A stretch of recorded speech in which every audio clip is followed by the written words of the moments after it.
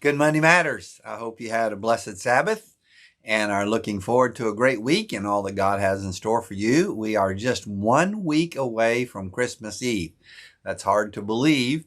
And I know this is a busy time, but it's also a very joyous time, and I hope that you're enjoying all that. I missed Monday Matters last week. I was sick. Um, every year, Doris and I spend a week with some very close friends, two couples that we have known for nearly 50 years, and we look forward to it and we're blessed by it. And we did that last week, and we exchanged early Christmas presents, the flu. Every one of us, except for Doris, got the flu. So I was really sick last week with the flu. And when it came to Monday, I just didn't feel like doing Monday Matters. And I'm not 100% well yet, but I'm getting better anyway. And so pardon me. I've been waiting to get well, which is the theme of today. The discipline of waiting. We have been talking about all these different disciplines, spiritual disciplines along the way. And today, just a couple of things have popped into my mind that made me think we should talk about the discipline of waiting. This is that time of the year when boys and girls are waiting for Santa Claus to come. Moms and dads are waiting for Christmas to get over with. We're all waiting, anticipating. So we're waiting. But in my own devotions, I came across the story of waiting. I just dropped my iPad. Hopefully it's still recording. I think it is.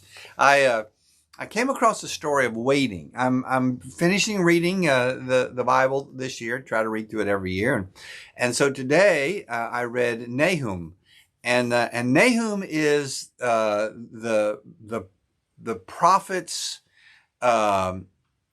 indictment of Nineveh and his description of how God has and is punishing Nineveh for their wickedness. Now, you remember just a few books ago, we were in Jonah, and Jonah is the story of God sending Jonah to Nineveh to warn them. He does, and they heed God's warning, and so Jonah gets mad because God doesn't destroy Nineveh like he said he was going to. But here, 150 years later, Nineveh, they repented when Jonah was there. They've gone back on their ways and they're back to their wickedness. And so God destroys Nineveh. But there was a wait. There was a long wait. And so it just got me thinking about waiting and the discipline that comes from waiting in the right way. There are times when we wait to see how the promises of God will unfold this Christmas season as we celebrate that come now long expected Jesus, that long awaited promise of the Messiah.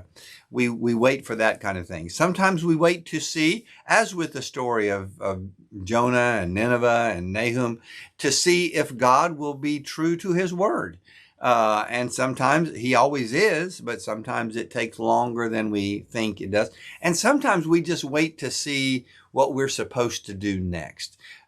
But for whatever the reason we're waiting, there's a discipline to it and an art to waiting. So I jotted down 1, 2, 3, 4, 5 things to do while we wait. If God has you in the waits, if he has you in that period of time where you're waiting for an answer to prayer or for the response to a request or to see how God is going to work out the next thing. If you're waiting, here are some things you can do. Number one is look back and remember how God has worked in your life. One of the great things to do while we wait is just to go back and list all the times that God has come through and he's answered prayer and we know that he is faithful. We know we can count on him.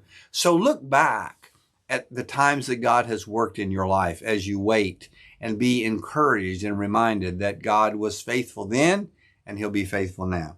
Number two is look in at what God is trying to do in you. Sometimes the reason for the wait is not the things that God's trying to do on the outside. It's what he's trying to do in me and the change that he's trying to make in me. So when I wait, I try to look inside, say, God, what are you trying to teach me in this?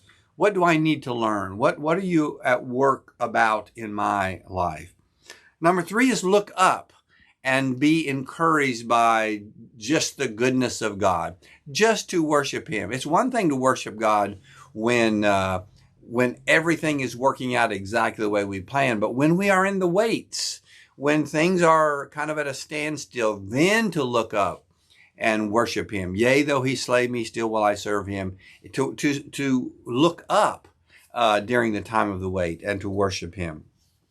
Number 4, look ahead at where God might be taking you and make plans. And, He says to David, you're not going to build the temple, but you're going to get all the stuff together so that Solomon can build the temple. Look ahead at the plans that God might have for you. And then finally look around and see what you can be doing while you wait. Waiting does not mean standing still. It does not mean doing anything. Sometimes while I'm waiting for God to move in this arena, I see all kinds of places where I can serve Him where I am right now and be faithful to serve Him even in the waits. So there's a great, great discipline in waiting. And this week before Christmas, as we wait, as we anticipate, I encourage you to look back and look in and look up and look ahead and look around and see how you can better serve God with the discipline of waiting. Well, it's going to be short today because I am waiting to get well. I'm about sick of being sick. God bless you. Thanks for being a part of Monday Matters. I'll try to post something every day about this. And next week, actually next Monday will be Christmas, but I'll do something the day before and still post it on Christmas. Have a great wait this week. Know that God loves you, and I'm grateful that you're a part of my life.